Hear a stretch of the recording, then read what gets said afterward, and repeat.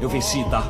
No dia mais importante, quando a coisa foi pra valer, nós fomos pra pista em igualdade de condições, com carros similares. Eu coloquei a minha vida em jogo e fui até o final. Você chama isso de vencer? Chamo. Os riscos eram totalmente inaceitáveis.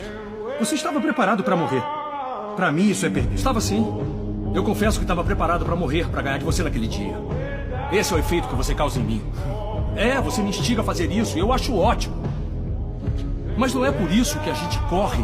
As temporadas na Fórmula 1 começam com 25 pilotos inscritos. E todo ano, 2 de nós morremos.